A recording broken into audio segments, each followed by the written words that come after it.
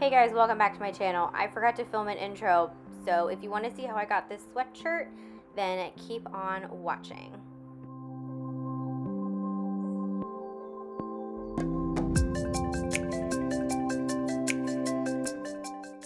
The first thing you're going to need is a plain white sweatshirt, some rubber bands, Rit Dye, rubber gloves, something to pour all the stuff in, a measuring cup, salt, and soap. So for this one, I did the scrunch method again, which is the same way I did my bleach reverse tie-dye sweatshirt. If you haven't seen that video, then give that a look. That was so much fun to make. I will leave it down in the description, a little link to it. So if you guys want to check that out, you definitely can. And I think you should, because it was so much fun. So I am just kind of scrunching and placing rubber bands to make sure that everything is held really nicely together and I have the design that I am going for. So I'm just going to do this and then work on the middle once I am satisfied with how my sleeves are turning out.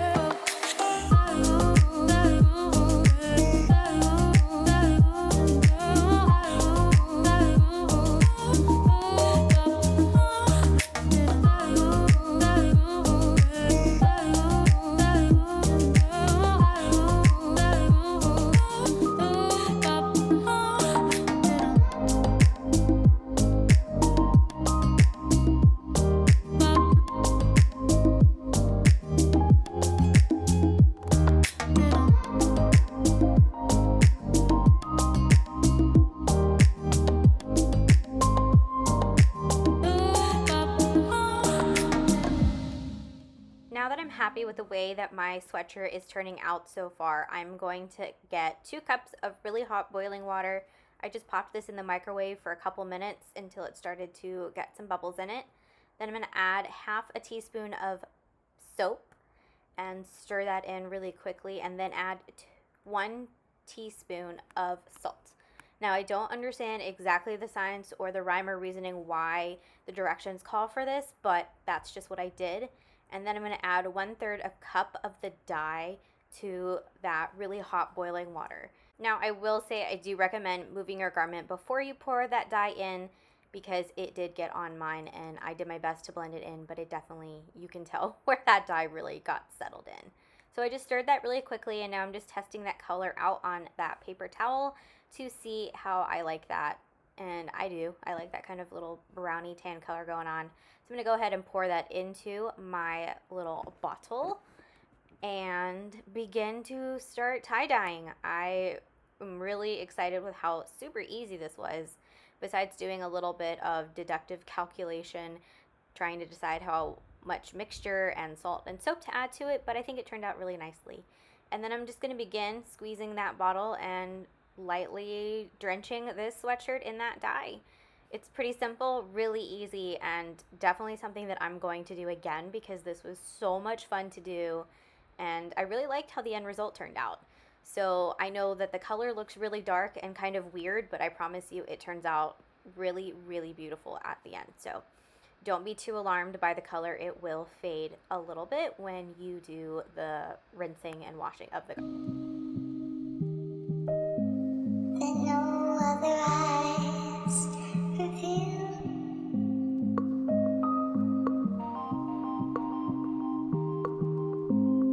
No other eyes reveal.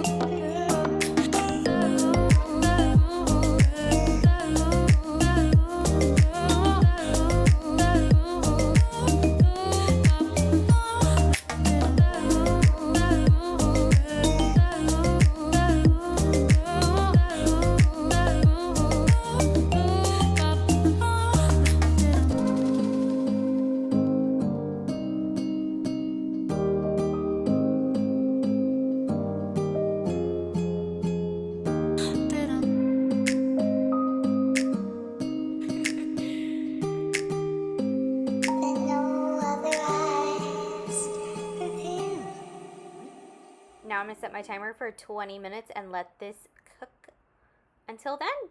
And now, thanks to some quick movie magic, we are all done. And I'm just going to begin taking out all of those rubber bands so we can see how the sweatshirt turned out. Ooh, I really like how this sweatshirt turned out. I like how the scrunch method really gave this a nice marble effect, and also a little bit where the rubber bands were laying on it. I think this turned out really cool. The next step I'm going to do is use a Color Stay Fixative with about half a cup of that into some hot water. This will help ensure that my garment stays really pretty throughout the time that I have it. I will say though, using this color fixative, I don't know if it was that or the dye or what, but I started getting these weird yellow stripes on my sweatshirt and I got freaked out, so I didn't leave it in for very long and I just tossed it into the wash.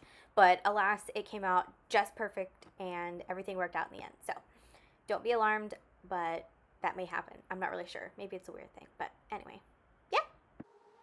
So here is the finished look, you guys. I am absolutely in love with how this sweatshirt turned out. I like that I did the scrunch method, but it came out differently than when I did the bleach dye. And also washing it, it turned it almost into this very light beigey rose color, very peachy. And I'm not really a fan of pink, but I like that there's still that little bit of brown in it, and I think it turned out beautiful. And of course, Gemma wanted to sit on it, and then Dax came and also joined sitting on my sweatshirt. I love how they love pretty much anything that's mine. They want to be sitting on it. But yeah, this is how the sweatshirt turned out, and I am absolutely so excited to be wearing this. It's a little hot now, but it's going to definitely be a staple come the cooler months. Anyway, I hope you guys really liked this video. Make sure to give it a thumbs up, like, comment, subscribe. Follow me on Instagram, and I will see you guys in my next video. Bye!